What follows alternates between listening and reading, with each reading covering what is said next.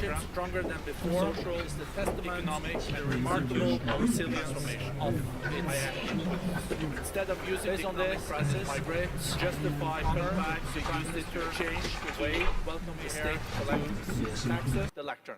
Thank you.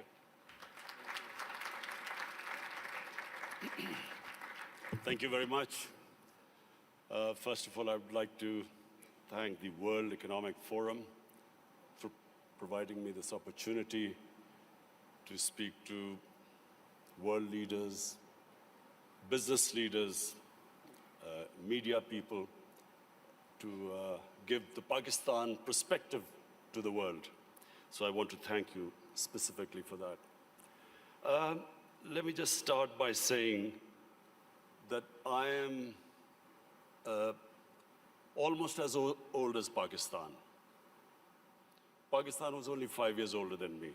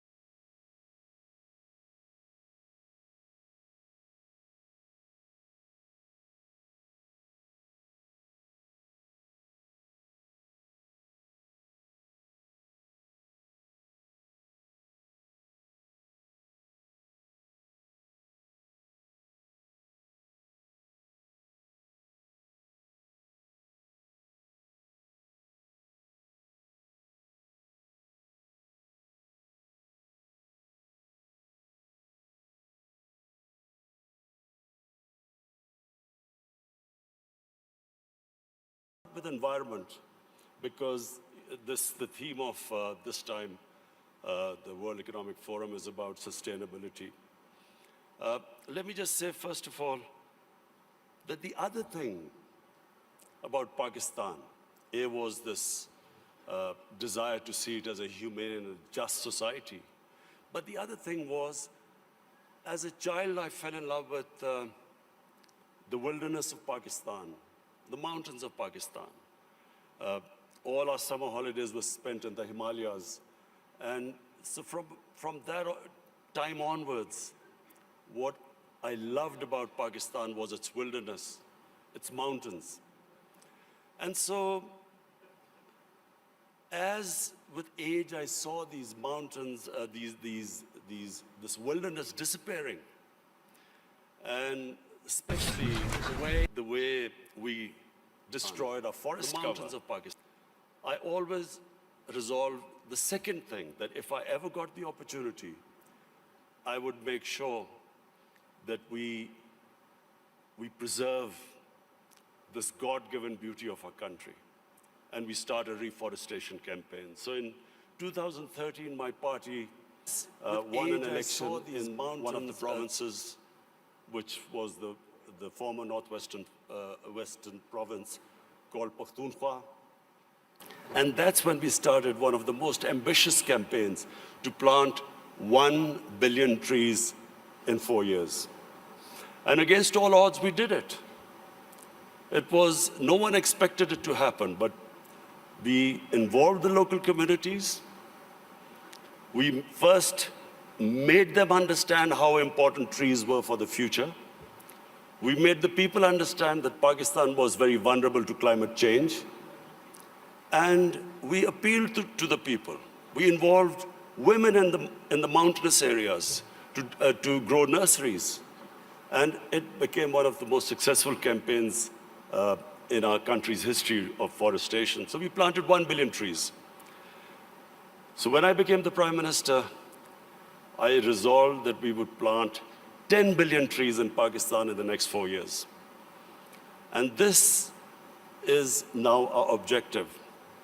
The experience we learned from the KP province, we are now using that experience to grow these nurseries, involve local communities, especially involve women, because they were very good in planting developing and planting nurseries.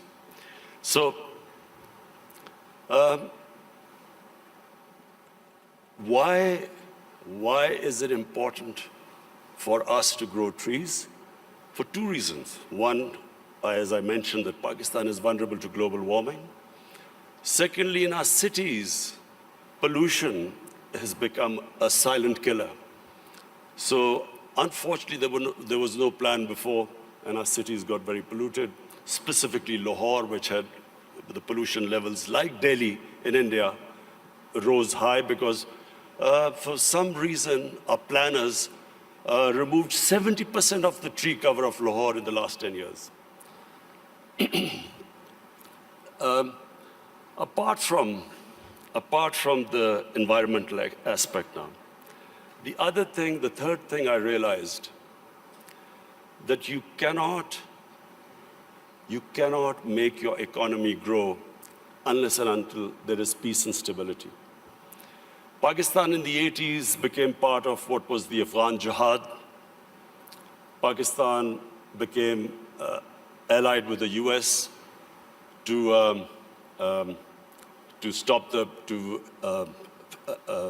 fight for the freedom in Afghanistan from the Soviets.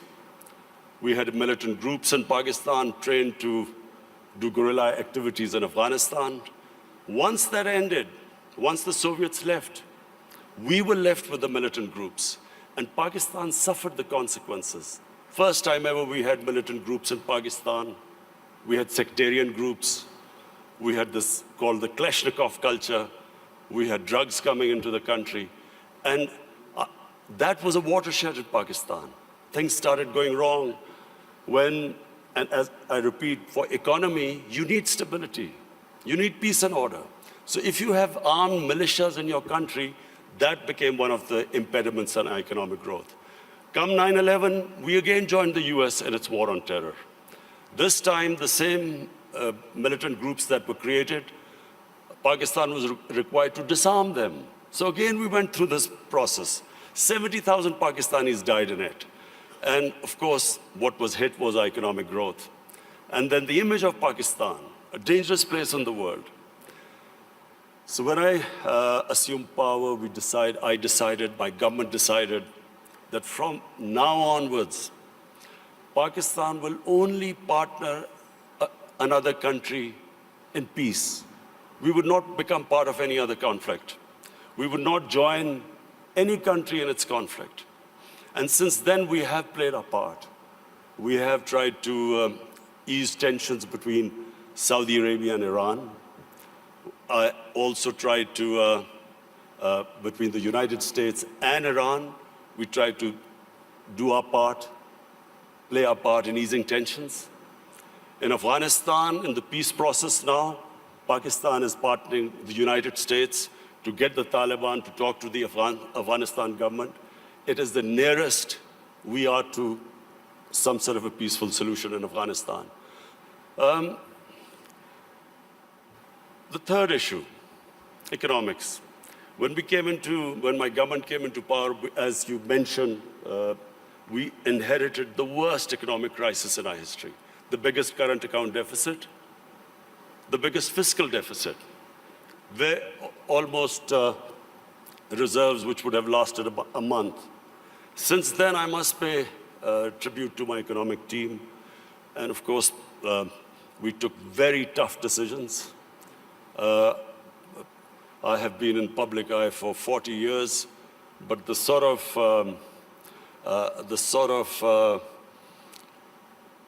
public attitude I have to face in the last 1 year, I've never faced in my life because of all these tough economic decisions we've taken. People are hurting. Naturally, when you do stabilization, you squeeze the economy, people hurt. But we have gone through this very tough period.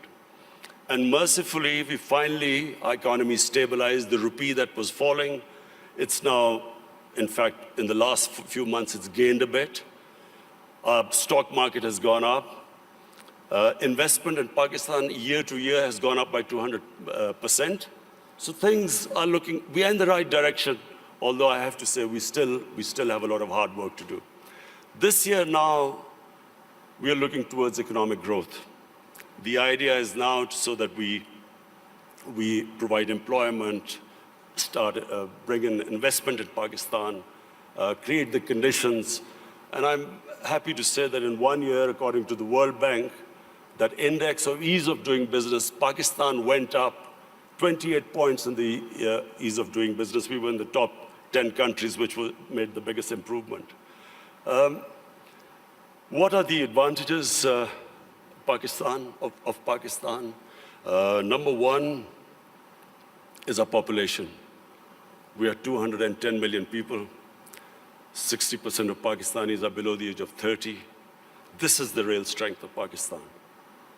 Unfortunately, we have neglected this young population because we did not concentrate on skill development, equipping them to employ themselves, become entrepreneurs, provide young people to the industry. But now we have started a program of skill development. We have partnered World Economic Forum in this, this program of Skill Gap, and we have laid a huge amount of money for startups, young people, encouraging them to start their own businesses. This is the first time we've done apprenticeship. We are encouraging industries now to employ young people. So this is really a big source. This is a big resource which will, we hope, one day lift Pakistan. The other advantages Pakistan have, number one, is our mineral wealth. Sadly, untapped. Pakistan is sitting on one of the most precious gold and copper reserves. Unfortunately, we've had a few issues, so these reserves have remained untapped, but we have enough reserves that we can pay off all our foreign debt. We also have one of the largest coal reserves. We have rare earth minerals. We have unexplored gas reserves. So the whole government attention now is to develop these resources. We also have very fertile agricultural land. Unfortunately, the practices which we have done, we have not really explored this potential. Our productivity is one of the lowest. So for that, we have got help from China. China has been in the CPEC, what is this, the Pakistan-China Economic Corridor. We have in that got China to help us in developing the productivity of agriculture sector. And this is, I think, one area where Pakistan can make strides very quickly, because we do have fertile land. Unfortunately, as I said, our productivity is very low. And finally, my vision of Pakistan stems from its strategic location. Pakistan is strategically placed, probably one of the most fortunate positions in the world. On the one side is China, one of the fastest growing markets, and of course, closely allied to Pakistan. Then we have energy reserves in Central Asia. And the moment there's peace in Afghanistan, we then have access to all the markets in Central Asia. Then we have Iran, and hopefully, if things settle down, Iran also, the more we trade with Iran, both countries will benefit. The biggest neighbor, second biggest neighbor is India. Unfortunately and sadly, the situation between India and Pakistan is not what it should have been. There are various reasons, and I won't go into it right now. This is not the right forum. But the moment Pakistan and Indian relationship becomes normal, trade starts between the two countries, then one can imagine the location, the strategic location of Pakistan with China on one side, India on one side, and then countries with excess energy on the western side. I am someone who believes that in Pakistan, the moment we get our governance right, that is the real issue. Sadly, our governance, in the past 30 years, the way our governance deteriorated, that was one of the biggest reasons that we have not been able to fulfill our potential as a country. The country has tremendous resources, young population, strategic located. From now on, my government's biggest challenge now is how we can improve our state institutions, so we can improve our governance, so we can tap our potential. Thank you.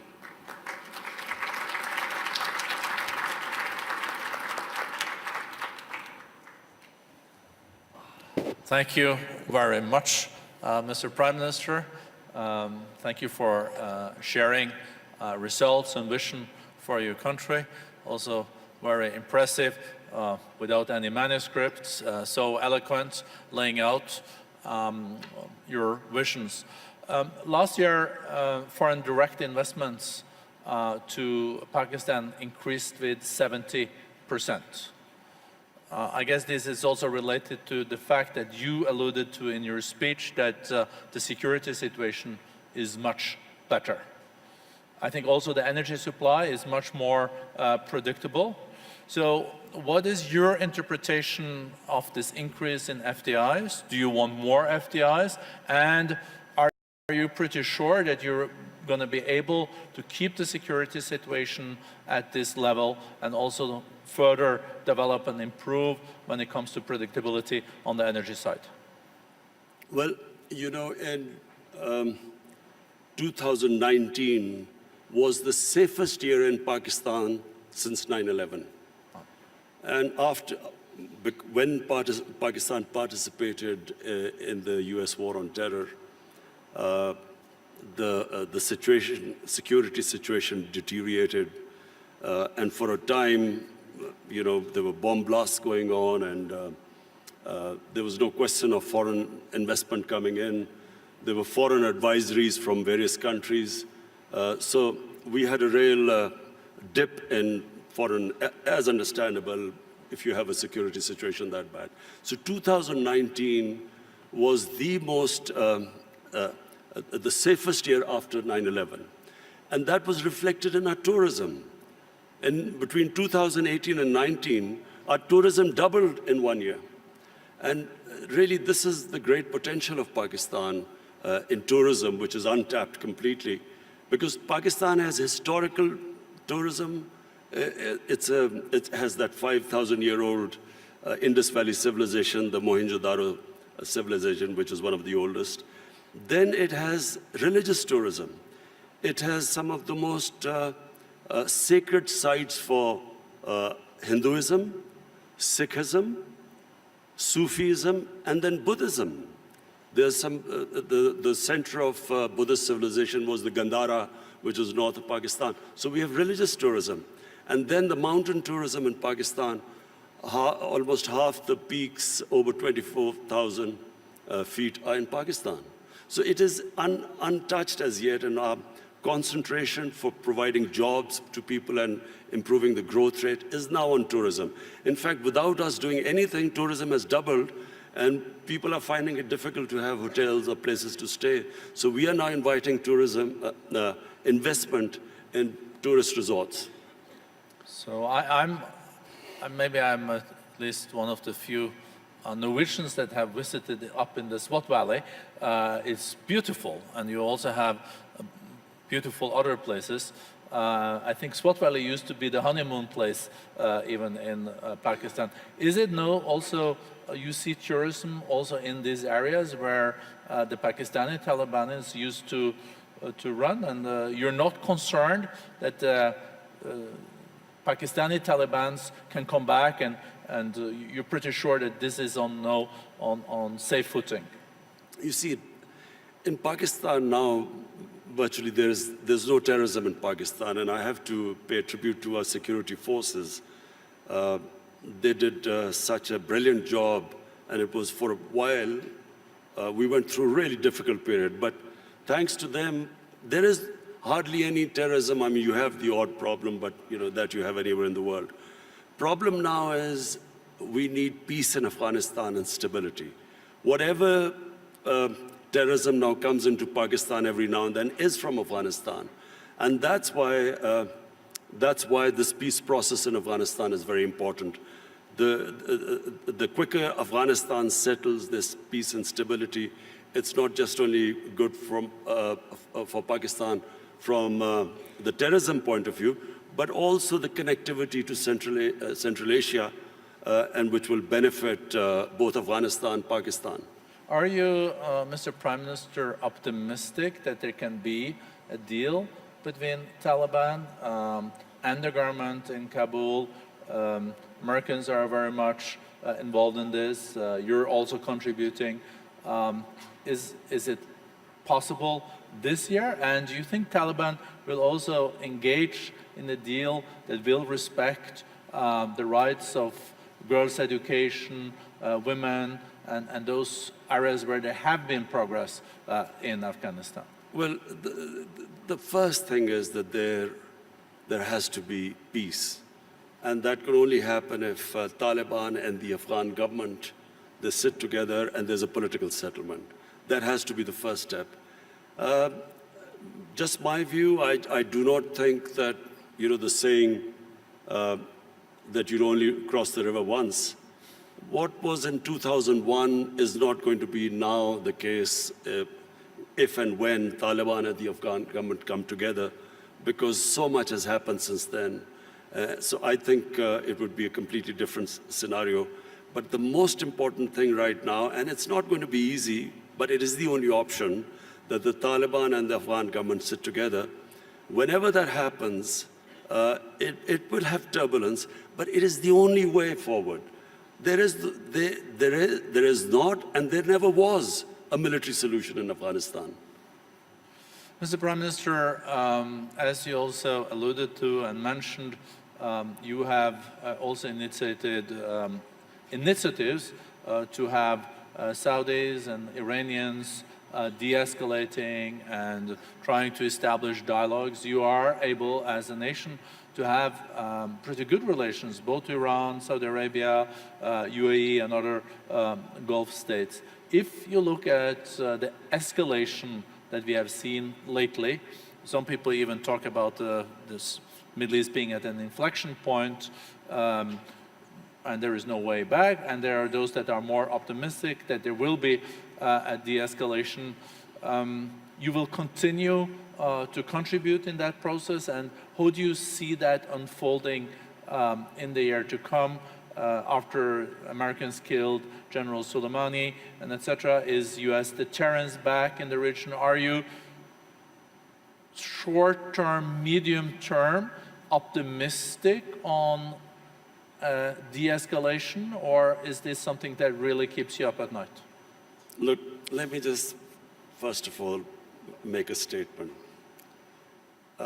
I do not understand why countries go to resolve the differences through military conflicts. Because whenever, and this is just in our lifetime we've seen this, the moment you start a military conflict, you don't know where it is going to go. You can start a conflict, you don't know when it will finish. And then it has unintended consequences. So we have seen in front of our eyes Pakistan joining the US war on terror, and I was the one who was objecting to it. I was openly against it, and I thought Pakistan should have stayed neutral. It should not have become partisan, because Pakistan had nothing to do with 9/11. There were no Pakistanis involved. Al-Qaeda was in Afghanistan. And I remember then President Musharraf telling us, it's only a matter of a few weeks. So 70,000 people dead later, 10 years later, over $100 billion lost to the economy later, finally we realized we had made a mistake. And US and Afghanistan, 18, 19 years of this war and $1 trillion down the drain. So I do not think this is a way to resolve issues. And the worst thing that could happen is if there's a conflict between Iran and the US and its allies, it'll be a disaster. It'll be a disaster for us, Pakistan, it'll be a disaster. It'll be a disaster for the developing world, because the oil prices will shoot up. Already we are trying to barely manage our budgets and our current account situation. Suddenly everything will be offset. It'll cause poverty in the world. And God knows how long it will go on. So, you know, we in Pakistan pray that this does not happen. We have tried our best. We've already talked to Saudi Arabia, Iran, the United States. I spoke to President Trump yesterday, and I told him that this would be a disaster for us if this war starts. Did he agree? He didn't say anything. You can share with us. It stay in this room. No, I'm serious. He didn't say anything. But I think I think he understood, because this would be, in my opinion, it'll be insanity, because just Afghanistan is still not resolved, and you know, Iran would even be a bigger problem. Mr. Prime Minister, you also underlined, coming back to the more domestic opportunities and challenges in your country, this accelerator that we have agreed on skills and upskilling and reskilling between the World Economic Forum and Pakistan. I think there is a huge potential. I think the youth bulge, the youth of Pakistan is a huge opportunity. How important do you think education is in this context, and how do you look at the national curriculum and the madrasas and the importance of teaching world-class math and sciences? You know, the tragedy of my country, because as I said, I grew up with my country, and in the 60s, Pakistan was the most exciting thing happening in Asia. It was the fastest growing country. We were moving fastest towards industrialization, our universities. I think your GDP was even higher than India's per capita, wasn't it? It's certainly, our industrial production was more than the 4 Asian tigers put together: Indonesia, Malaysia, Thailand, and Philippines. So it was, you know, the fastest growing country. And we lost our way. One was ill-conceived nationalization, which stunted this industrial growth. We could have you know, done what China did. They created wealth, and then they used the wealth to lift the bottom tier of the population. But just because the rich got richer, it didn't mean that we should have stopped you know, this industrialization by nationalization. We should have just had a more equitable growth. But that was one where we went wrong. And secondly, you know, we just did not pay enough attention to our education system. So we developed this 3-tier education system: English medium for an elite, then there was Urdu medium, which was for the masses, and then there was Dini madrasas. 3 parallel systems going. So what my government is now trying to do is to synthesize the system, get the core issue, the core syllabus should be the same for everyone, and you know, give everyone equal opportunities. The education system actually created the differences, economic differences between people, because people could not go on to the higher class because they were not equipped by the education system. So this is what we are trying to do: change the flaws of education system by synthesizing it. Thank you very much, Prime Minister. I see that time is out. I would have liked to continue this conversation. I think we're all very impressed with the reform agenda. We're seeing economic growth is being back. We see that foreign direct investments are there. So thank you for sharing this with the community. Well, economic growth is still coming, hopefully this year. The economy has stabilized. The growth is the second thing. As I said, I have never been insulted so much. Not insulted is not the word, but lacerated by the media, the way the media has attacked me because of the stabilization program. But this now, 2020, is the year we want to lift our growth rate and provide jobs to our young people. And I think you can also rely on the Davos community when it comes to supporting your agenda for reforms in your country, so you get back growth and a more inclusive growth. Thank you so much, Mr. Prime Minister. Thank you.